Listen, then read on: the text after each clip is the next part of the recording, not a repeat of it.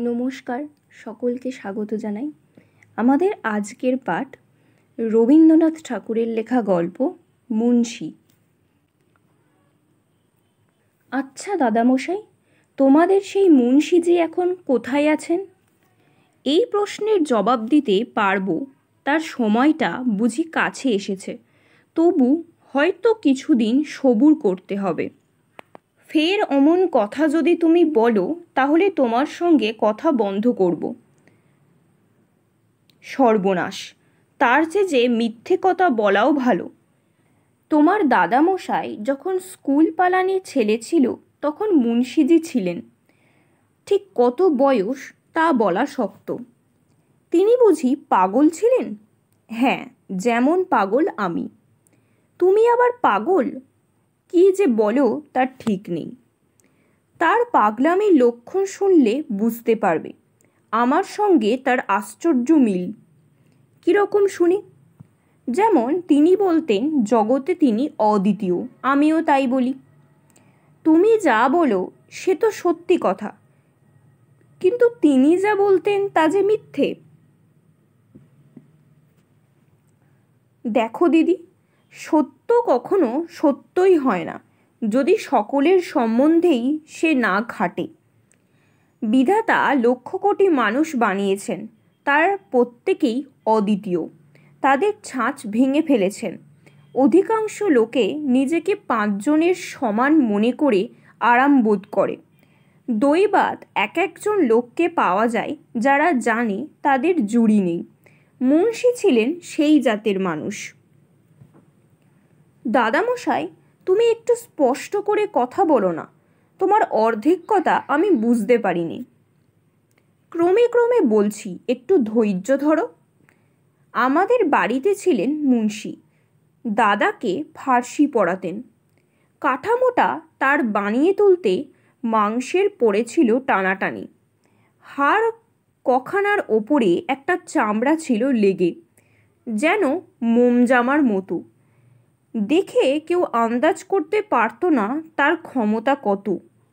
না পারবার হেতু এই যে ক্ষমতার কথাটা জানতেন কেবল তিনি নিজে। পৃথিবীতে বড় বড় সব পালোয়ান কখনো জেতে কখনো হারে, কিন্তু যে তালিম দিয়ে মুন্সির ছিল গুমর, তাতে তিনি কখনো কারোর কাছে হটেনি। তার বিদ্যেতে কারোর কাছে তিনি যে ছিলেন কমতি, সেটার নজির বাইরে থাকতে পারে, ছিল না তার মনে। যদি হতো ফার্সি পড়া বিদ্যে, তাহলে কথাটা সহজে মেনে নিতে রাজি ছিল লোকে। কিন্তু ফার্সির কথা পারলেই বলতেন, আরে ও কি একটা বিদ্যে। কিন্তু তার বিশ্বাস ছিল আপনার গানে, অথচ তার গলায় যে আওয়াজ বেরোতো সেটা চেঁচানি কিংবা কাঁদুনির জাতের। পাড়ার লোকে ছুটে আসতো বাড়িতে কিছু বিপদ ঘটেছে মনে করে। আমাদের বাড়িতে নামজাদা গাইয়ে ছিলেন বিষ্ণু। তিনি কপাল চাপড়িয়ে বলতেন, মুন্সিজি আমার রুটি মারলেন দেখছি। বিষ্ণুর এই হতাশ ভাবখানা দেখে মুন্সি বিশেষ দুঃখিত হতেন না, একটু মুচকি হাসতেন মাত্র। সবাই বলতো, মুন্সিজি কি গলায় ভগবান আপনাকে দিয়েছেন। খোশনামটা মুন্সিজি নিজের পাওনা বলেই ঠেকে বুঝতেন। এই তো গেল গান। আরও একটা বিদ্যে মুন্সির দখলে ছিল, তারও সমজদার পাওয়া যেত না। ইংরেজি ভাষায় কোনো হাড়পাকা ইংরেজও তার সামনে দাঁড়াতে পারে না, এই ছিল তার বিশ্বাস। একবার বক্তৃতার আসরে নাবলে সুরেন্দ্র বাড়ুজ্যেকে দেশ ছাড়া করতে পারতেন, কেবল যদি ইচ্ছে করতেন। কোনো দিন তিনি ইচ্ছে করেননি। বিষ্ণুর রুটি বেঁচে গেল, সুরেন্দ্রনাথেরও নামও।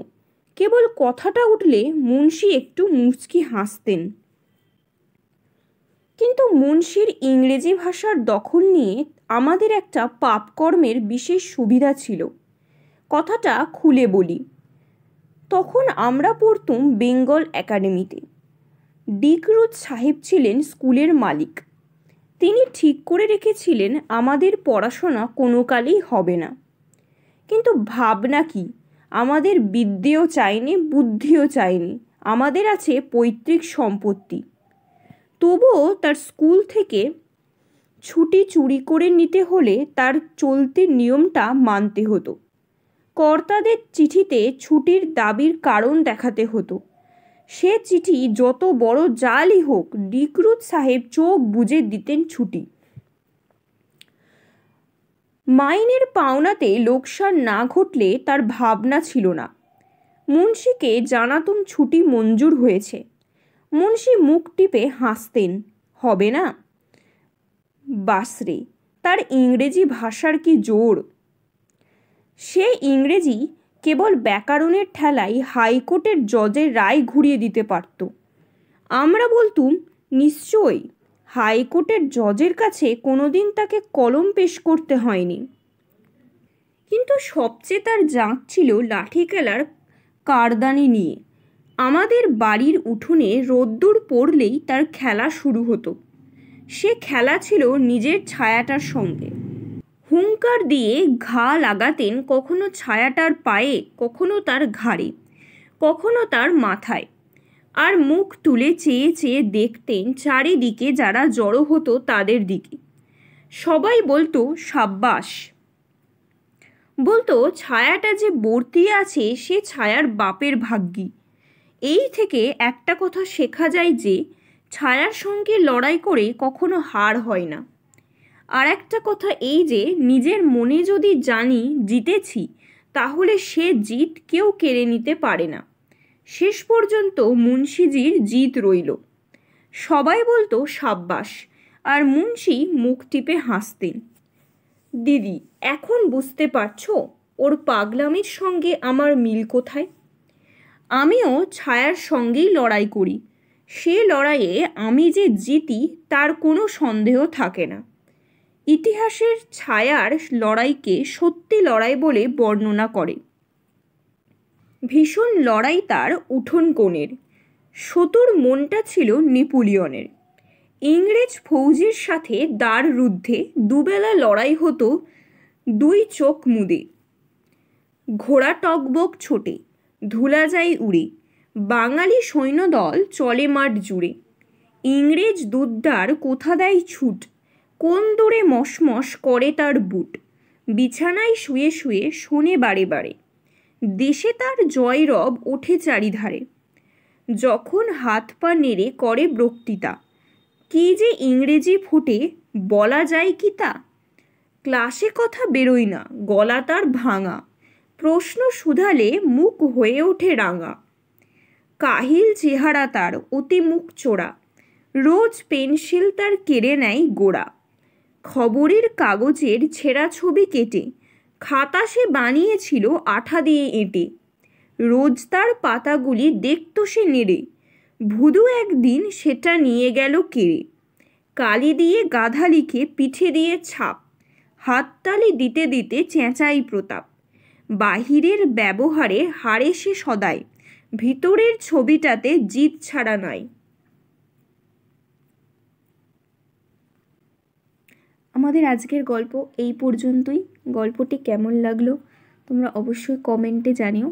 ভালো লাগলে ভিডিওটিকে লাইক অ্যান্ড শেয়ার করে দিও। এরকম নতুন নতুন গল্প আর কবিতা শুনতে হলে চ্যানেলটাকে সাবস্ক্রাইব করে পাশে থেকো। Thank you for watching.